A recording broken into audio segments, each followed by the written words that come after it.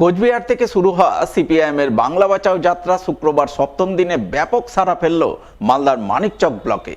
পদযাত্রায় অংশ নিয়ে রাজ্যের তৃণমূল সরকার এবং কেন্দ্রের বিজেপি সরকারের বিরুদ্ধে একযোগে সুর চড়ালেন সিপিআইএম রাজ্য সম্পাদক মোহাম্মদ সেলিম। উল্লেখ্য, গত 29 নভেম্বর সিপিআইএম রাজ্য কমিটির ডাকে কোচবিহারের তুফানগঞ্জ থেকে শুরু হয়েছে সিপিআইএমের বাংলা বাঁচাও যাত্রা, যা রাজ্যের বিভিন্ন জেলা ঘুরে আগামী 15 ডিসেম্বর শেষ হবে উত্তর 24 পরগনার কামারহাটিতে। তাই বাংলা বাঁচাও যাত্রা উত্তরবঙ্গের বিভিন্ন জেলা ঘুরে গত 2রা ডিসেম্বর মালদার হরিশ্চন্দ্রপুরে প্রবেশ করে। এরপর দুদিন ধরে মালদার চাঁচল, শামসি, গাজল, পুরাতন মালদা, মালদা শহর পরিক্রমা করে।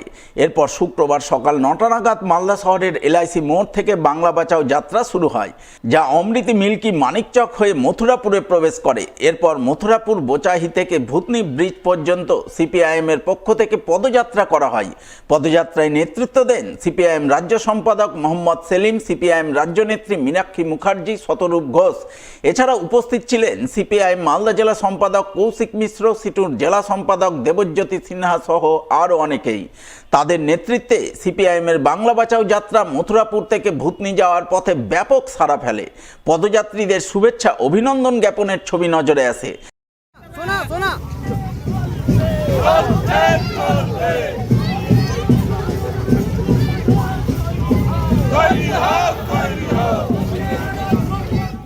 পদযাত্রায় সামিল সিপিআইএম রাজ্য সম্পাদক মোহাম্মদ সেলিম বিভিন্ন ইস্যুতে মুখ খোলেন এবং প্রতিটি ইস্যুতেই রাজ্যের তৃণমূল সরকার এবং কেন্দ্রের বিজেপি সরকারের কড়া সমালোচনা করেন তিনি। যেদিন থেকে শুরু হয়েছে 29 তারিখ থেকে প্রতিদিন জনসমাগম বেড়েছে। যাদের আসার কথা নয় তারাও দেখো কিরম চলে এসছে, বাচ্চা কাচ্চা, নারী, পুরুষ, বয়স্ক। শুধুমাত্র আমাদের সংগঠিত জমায়েত নয়, তার সঙ্গে হচ্ছে যারা ভুক্তভোগী মানুষ, সে যে দাবিগুলো সামনে নিয়ে আসা হয়েছে শিক্ষার প্রশ্নে, স্বাস্থ্যের প্রশ্নে, কাজের প্রশ্নে, জমির প্রশ্নে, বাঁধের প্রশ্নে, বন্যাক্লিষ্ট মানুষের প্রশ্নে, পাহাড়ে যে ধস হয়েছে তার প্রশ্নে, চা বাগান, পাট চাষি, পাটকলের শ্রমিক, সব অংশের মানুষকে ছুঁয়ে যাচ্ছে। এবং এটা এই প্রথম বাংলার রাজনীতির ইতিহাসে, দেশের রাজনীতির ইতিহাসে এটা কোনো একটা নেতা কেন্দ্রিক নয়, কোনো একটা দাবি কেন্দ্রিক নয়। কারণ যত নির্বাচন এগিয়ে আসে দেখবে এখনই শুরু হয়ে গেছে বিজেপি, তৃণমূলের মধ্যে আরএসএস পরিচালিত ফান্ডামেন্টালিস্ট সাম্প্রদায়িক শক্তি, তারা সবাই হিন্দু, মুসলমান, মন্দির, মসজিদ এগুলো নিয়ে আসবে।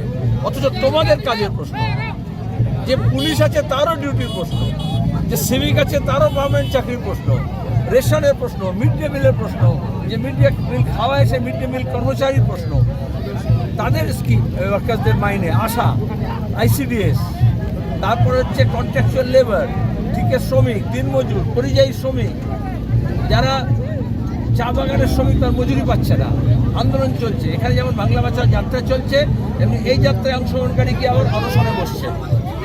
এইরকম যারা শিক্ষক নিয়োগের দুর্নীতির শিকার হয়েছে তাদের দাবি নেওয়া নিয়ে, স্কুল কলেজ বন্ধ হচ্ছে তাদের দাবি নেওয়া। এটা হচ্ছে একটা অদ্ভুত নতুন এবং তাতে উৎসব তৈরি হয়েছে।